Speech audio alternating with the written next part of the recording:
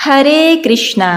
प्रेम से बोलिए करवा मैया की जय। शिव शंकर पार्वती श्री गणेश भगवान की जय। ओम नमः शिवाय। प्रिय भक्तगणों, आज कार्तिक मास कृष्ण पक्ष की चतुर्थी तिथि है और आज करवा चौथ का व्रत है, जिसे करक चतुर्थी के नाम से भी जाना जाता है। भविष्य पुराण के अनुसार इस व्रत को करने से महिलाओं को सदा सुहागन रहने का आशीर्वाद प्राप्त होता है तथा घर परिवार में सुख शांति बनी रहती है और 7 जन्मों तक पति पत्नी का साथ बना रहता है। यहाँ तक कि नारद पुराण में कहा गया है कि असुरों से रक्षा के लिए देव पत्नियों ने भी ब्रह्मा जी के कहने पर इस करवा चौथ के व्रत को किया था और द्रौपदी ने भी 5 पांडवों की लंबी उम्र तथा सुखी जीवन के लिए यह व्रत किया। तो आज मैं सुना रही हूँ करवा चौथ व्रत की बड़ी ही दुर्लभ पौराणिक व्रत कथाएं। आप सभी माताएं बहनें हाथ में अक्षत पुष्प लेकर कथा को प्रसन्न चित मन से पूरा सुने। एक साहूकार के 7 बेटे और 1 बेटी थी। बेटी का विवाह हो चुका था। बेटी अपने मायके में आई हुई थी। वह 7 भाइयों में इकलौती थी। 7 भाई अपने बहन से अत्यधिक प्रेम किया करते थे। वह अपनी बहन का पूरा ख्याल रखते थे। एक बार जब कार्तिक मास कृष्ण पक्ष की करवा चौथ का व्रत आया तो साहूकारनी की 7 बहुएं और उसकी बेटी ने करवा चौथ का व्रत किया। शाम को जब साहूकार के सभी बेटे भोजन के लिए बैठे तो उन्होंने अपनी बहन को भोजन करने के लिए कहा। भाइयों को भोजन करने के लिए बुलाने पर बहन ने कहा, हे भाई, आज मेरा करवा चौथ का व्रत है। चांद अभी तक नहीं निकला है। जब चांद उदित होगा मैं चांद को अर्घ देकर यह व्रत करके तब अंत में भोजन करूंगी। करवा के ऐसा कहने पर भाइयों को बड़ी ही चिंता हो गई कि बहन भूखी है और अभी चांद भी नहीं निकला है। ऐसे में 7 भाइयों में से सबसे छोटा भाई एक पहाड़ी पर दिया जलाकर उसे चलनी के ओट में रख दिया और फिर बहन के पास आया और बहन को कहने लगा, हे मेरी लाडली बहन, देखो अब चांद उदित हो गया है, अब अर्घ देकर खाना खा लो। बहन ने अपने भाभियों से भी कहा कि भाभी देखो चांद निकल आया है, अब आप लोग भी अर्घ देकर व्रत पूरा करके भोजन कर लो। भाभियों ने ननद करवा की बात सुनकर कहा, हे ननद जी, यह चांद तुम्हारा भाई लाया है, यह हमारा चांद नहीं है। हमारा चांद अभी निकलने में तो अभी समय बाकी है। हमारी मानो तो तुम्हें अभी इंतजार कर लेना चाहिए। अपनी भाभियों के बात को अनसुना करते हुए उस नकली चांद को अर्घ देकर भोजन करने के लिए बैठ गई और जैसे ही भोजन का पहला निवाला अपने मुंह में लेती है तो उसे छींक आ जाती है। दूसरा निवाला जब मुंह में लेती है तो उसमें बाल निकल आता है। अब जैसे ही तीसरी बार भोजन का तीसरा निवाला लेती है तो उसी समय उसके ससुराल से बुलावा आ जाता है कि उसके पति का स्वास्थ्य अत्यंत ही खराब है। वह जैसे भी हालत में है शीघ्र पति को देखने ससुराल आ जाए। इसके बाद उसकी भाभी उसे सच्चाई बताती है। आपके साथ ऐसा इसलिए हुआ क्योंकि आपने करवा चौथ का व्रत तोड़ा है, इसी कारण उसका पति बीमार हुआ है। ससुराल जाते समय माँ ने जब बेटी को विदा किया तो कहा कि हे बेटी, रास्ते में छोटा बड़ा जो भी मिले उसके पांव छू लेना और कोई सुहाग का आशीष दे तो उसके पल्ले में गांठ लगाकर उसे कुछ रुपए देना। बहन जब 7 भाइयों से विदा हुई तो रास्ते में जो भी मिला उसने उसे यही आशीष दिया कि तुम 7 भाइयों की बहन हो, तुम्हारे भाई सुखी रहें और तुम उनका सुख देखो। सुहाग का आशीष किसी ने नहीं दिया। जब वह ससुराल पहुंची तो दरवाजे पर उसकी छोटी ननद खड़ी थी। वह उसके भी पांव लगी तो उसने कहा, सदा सुहागिन रहो, पुत्रवती रहो। ऐसा सुनकर उसने पल्ले में गांठ लगा दी और ननद को सोने का सिक्का दिया। तब भीतर गई तो सास ने कहा कि पति धरती पर पड़ा है, तो वह उसके पास जाकर उसकी सेवा करने के लिए बैठ गई। बाद में सास ने दासी के हाथ बची खुची खुरचन रोटी भेजवा दी। इस प्रकार समय बीतता गया और मार्गशीर्ष की चौथ आई तो चौथ माता बोली, करवा ले लो, करवा ले लो, भाइयों की प्यारी करवा ले लो। लेकिन जब उसे चौथ माता दिखाई नहीं दी तो वह बोली, हे माता, आज आपने मुझे उजाड़ा है तो आप ही मेरा उद्धार करेंगी, आपको मेरा सुहाग लौटाना पड़ेगा। तब उस चौथ माता ने बताया कि हे पुत्री, पौष की चौथ आएगी, वह मेरे से भी बड़ी है, उसे ही सब कहना, वही तुम्हारा सुहाग वापस देगी। पौष की चौथ आई, माघ की चौथ आई, आकर चली गई। फाल्गुन की चौथ आकर चली गई।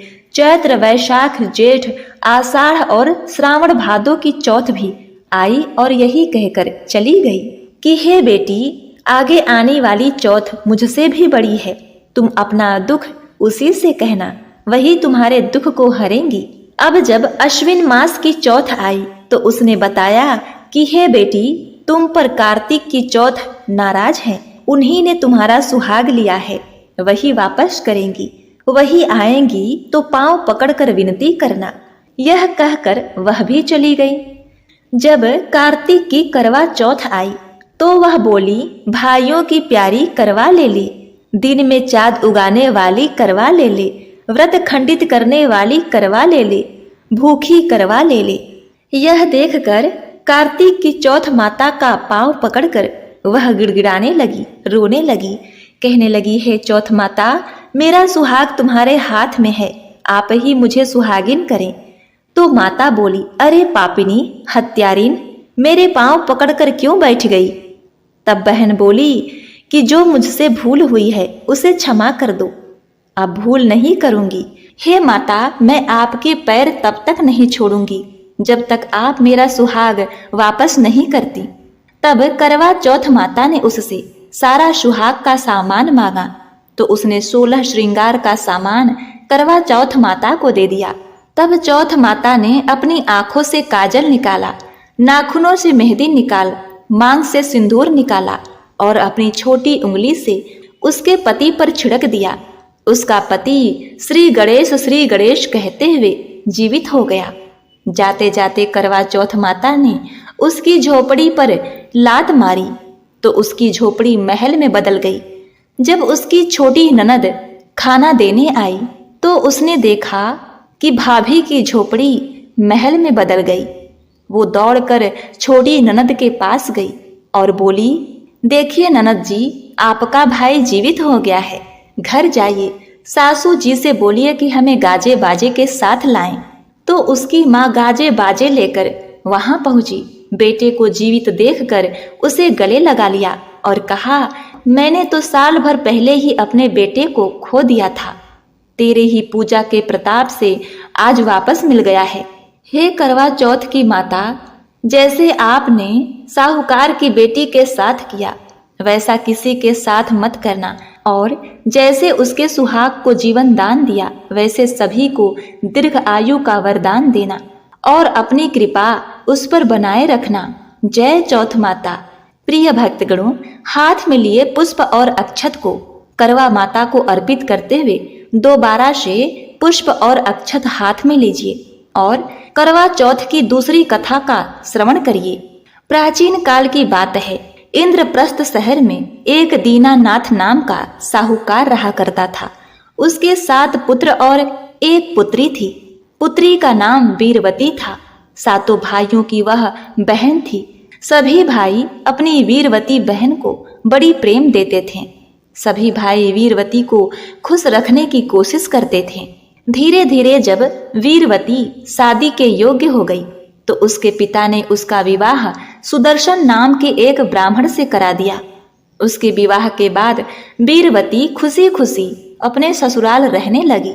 कार्तिक मास के कृष्ण पक्ष की चतुर्थी को करवा चौथ का व्रत आता है। वीरवती अपने मायके चली आती है और करवा चौथ का व्रत रखती है।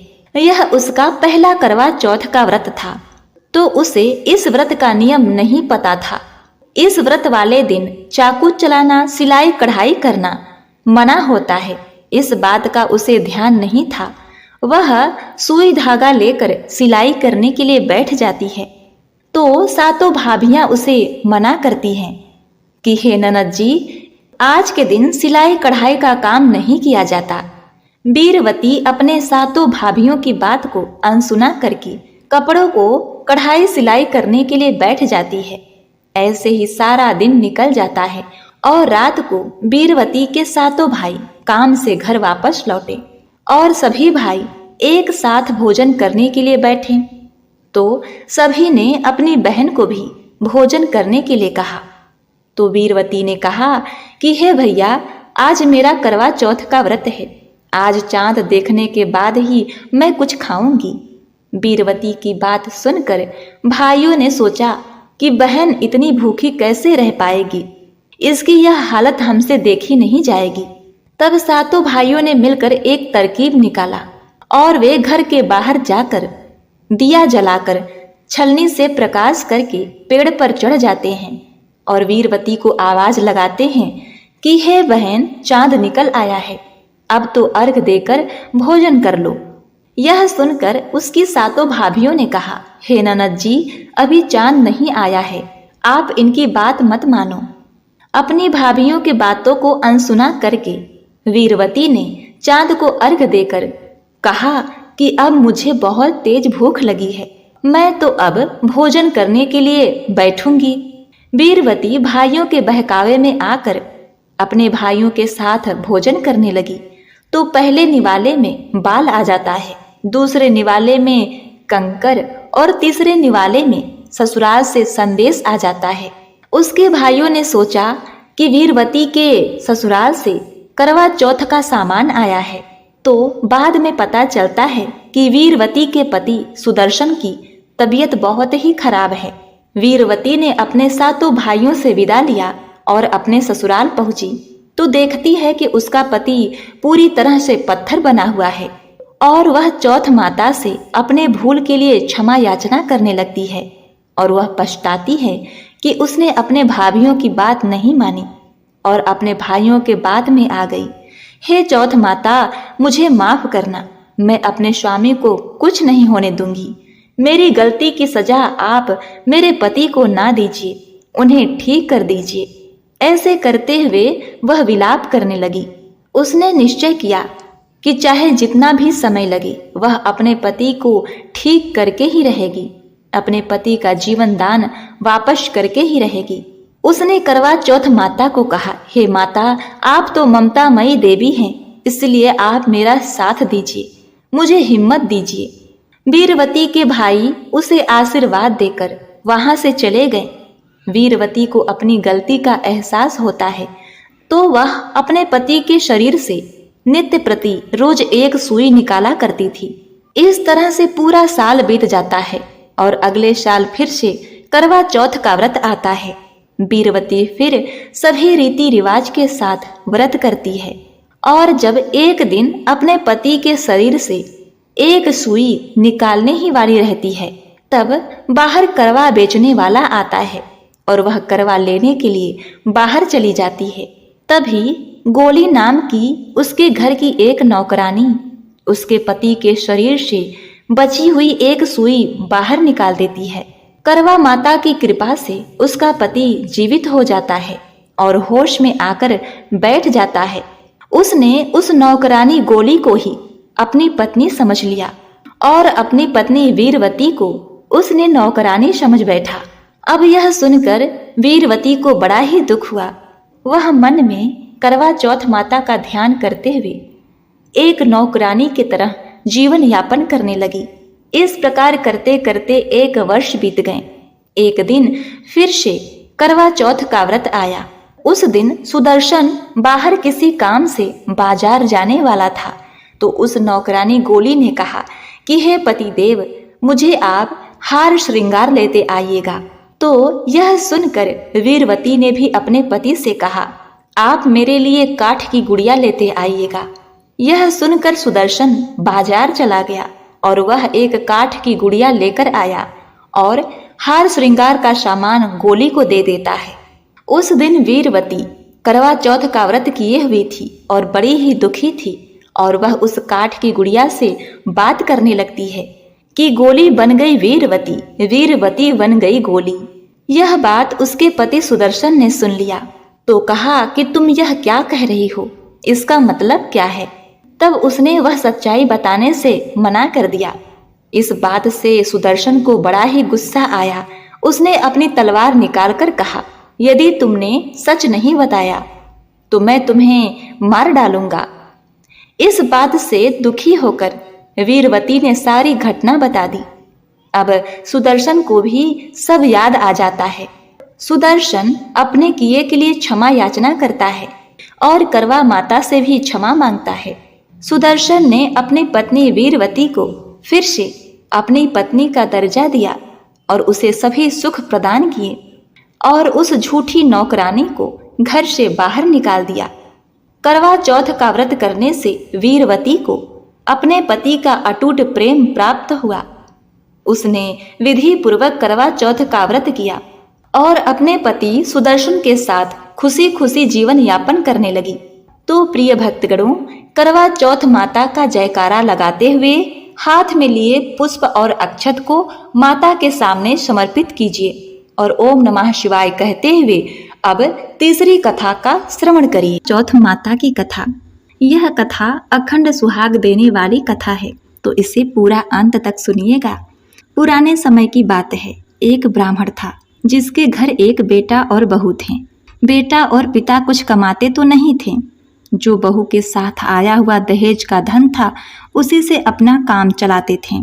जब भी बहू बाहर कचरा डालने जाती थी तब उसके पास वाली पड़ोसन उससे पूछती थी, आज खाने में क्या खाकर आई हो।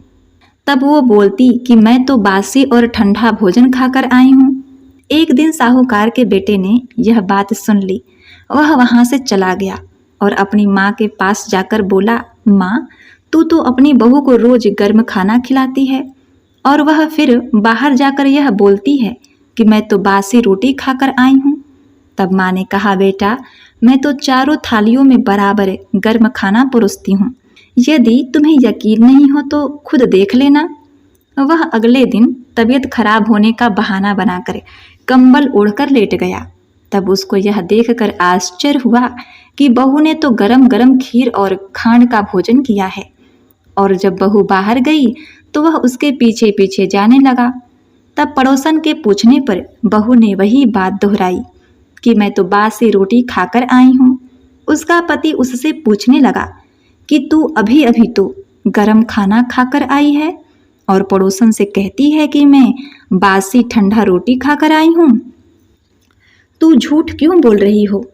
तब उसकी विद्वान पत्नी ने कहा, हे पतिदेव, यह ना तो तुम्हारे कमाए हुए पैसे की रोटी है, ना ही तुम्हारे पिताजी के कमाए हुए पैसे की रोटी है। यदि हम इसी तरह बैठे बैठे धन खर्च करते रहेंगे तो यह एक दिन कुएं की पानी की तरह समाप्त हो जाएगा। अब यह सुनकर उसने परदेश जाने का विचार कर सुबह उठकर माँ से बोला, माँ, मैं कमाने के लिए परदेश जाऊंगा। माँ ने कहा, अपने पास बहुत धन है पुत्र, तुझे परदेश जाने की क्या आवश्यकता है। पर वह नहीं माना और कमाने के लिए परदेश चला गया। पीछे से उसकी पत्नी 12 महीने का चौथ का व्रत करती रही। उसको परदेश में रहते हुए 12 वर्ष व्यतीत हो गए। तब चौथ माता और विनायक जी महाराज ने सोचा कि इसको अब घर बुलाना चाहिए। चौथ माता लड़के के सपने में जाकर बोली कि तू अब घर चला जा, तेरी पत्नी को तेरी बहुत याद आती है। वह बोला कि मैं घर कैसे चला जाऊं, मैंने यहाँ इतना बड़ा कारोबार फैलाया हुआ है। तब चौथ माता ने कहा, तू सुबह एक दीपक जलाकर चौथ माता का नाम लेकर बैठ जाना। जिनके पैसे बकाया है वह पैसे दे जाएंगे और लेने वाले ले जाएंगे। लड़के ने वैसा ही किया और उसका सारा काम एक ही दिन में निपट गया। जब वह घर जा रहा था तो उसे रास्ते में एक सांप दिखाई दिया जो आग के पास जा रहा था। उसने सांप को आग से बचाने के लिए दूर कर दिया। ऐसा करने से नागराज क्रोधित हो उठे और कहा कि हे पापी, मैं तो इस नाग योनि से मुक्ति के लिए जा रहा था और तूने मुझे ऐसा नहीं करने दिया। अब मैं तुझे डसूंगा। तब वह लड़का बोला, मैं 12 वर्ष बाद अपने घर जा रहा हूँ, आप मुझे अवश्य ही डस लीजिएगा, किंतु आज मुझे अपने घर वालों से मिलने दीजिए। आप कल रात को आकर मुझे डस लेना। नाग ने उसकी शर्त मान ली और वहां से चला गया। जब लड़का घर आया तो वह उदास था। उसने अपनी पत्नी के पूछने पर सारी बात बता दी। उसकी पत्नी बहुत ही चतुर थी। उसकी स्त्री ने एक सीढ़ी पर बालू रेत बिछा दी, दूसरी सीढ़ी पर दूध का कटोरा रख दिया, तीसरी सीढ़ी पर फूल माला बिखेर दिए, चौथी पर इत्र छिड़क दिया, पांचवी पर मिठाई रख दी, छठी सीढ़ी पर जौ और सातवीं पर रोटी रख दिया। रात को जब सांप आया तो सबसे पहले ठंडी ठंडी रेत में लेट कर आया। फिर दूसरी सीढ़ी पर दूध पीकर कहा कि मैं एक ब्राह्मणी के बेटे को डसता तो नहीं, लेकिन वचन दिया है, इसीलिए डसना पड़ेगा। फिर फूल माला की सीढ़ी से होता हुआ प्रसन्नतापूर्वक इत्र की खुशबू लेता हुआ ऊपर की ओर आने लगा। सांप को ऊपर आता हुआ देखकर विनायक जी ने चौथ माता से कहा कि इस ब्राह्मणी के बेटे की रक्षा करनी होगी, क्योंकि इसकी पत्नी इसके लिए चौथ का व्रत करती है, इसका फल तो देना ही पड़ेगा। तब विनायक जी ने सीढ़ी पर रखे हुए आंखों से सुई निकाली और चौथ माता ने रोटी की ढाल बनाई और सांप के आगे लगा दी। विनायक जी ने भी उस सांप के उद्धार के लिए उसे मौत दी और उसकी मुक्ति हो गई। सुबह उस लड़के से मिलने गांव के लोग आने लगे, क्योंकि वह 12 वर्ष बाद घर वापस लौटा था। लोगों ने उसे आवाज दी, लेकिन वह तो उदास बैठा था, इसलिए बोला नहीं। जब उन्होंने देखा कि सीढ़ियों पर तो खून पड़ा हुआ है, तो वे चिल्लाने रोने चीखने लगे कि ब्राह्मण, आज तो तेरा बेटा मर गया। यह देखकर ब्राह्मणी भी जोर जोर से रोने लगी। आवाज सुनकर उसका बेटा नीचे आया और कहा, माँ, मैं मरा नहीं हूँ, यह तो मुझे डसने के लिए आया हुआ सांप मरा है। यह सब देखकर उसकी पत्नी भी प्रसन्न हो गई कि मेरे पति के प्राण बच गए।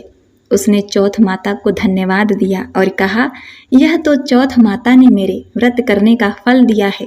हे चौथ माता, जैसा फल ब्राह्मणी के बेटे को दिया वैसा ही सभी को देना। प्रिय भक्तगणों, इस प्रकार यहाँ पर करवा चौथ की तीसरी व्रत कथा संपूर्ण हुई। अब ओम नमः शिवाय कहते हुए हाथ में लिए पुष्प और अक्षत को करवा चौथ के माता समर्पित कीजिए और चौथी कथा का रसपान करिए। प्राचीन काल में करवा नाम की एक पतिव्रता स्त्री अपने पति के साथ तुंगभद्रा नदी के किनारे रहा करती थी। वह एक पतिव्रता स्त्री थी। उसका पति बहुत ही वृद्ध तथा शरीर से निर्बल था। एक दिन वह नदी में स्नान करने के लिए गए। उसी समय एक मगरमच्छ ने उनका पैर पकड़कर उन्हें पानी में खींच लिया। करवा के पति चिल्लाने लगे।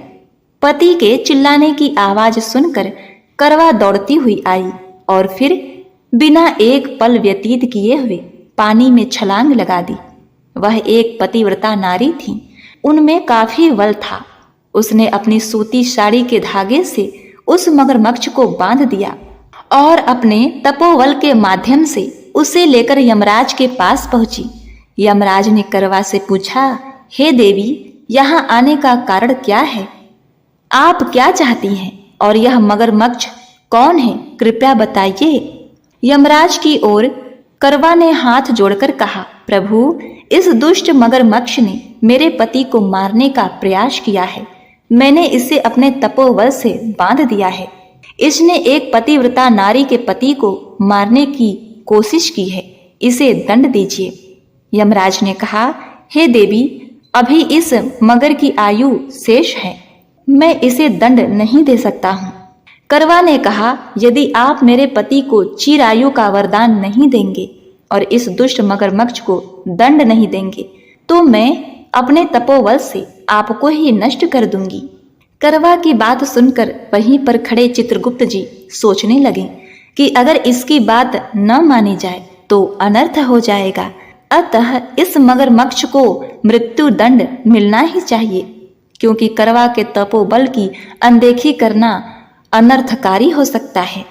चित्रगुप्त जी ने मगरमच्छ को यमलोक भेज दिया और करवा को आशीर्वाद दिया कि तुम अखंड सौभाग्यवती होगी, तुम्हारा पति चिर आयु होगा और तुम अपने पति के साथ चिरकाल तक सुख समृद्धि के साथ जीवन व्यतीत करोगी।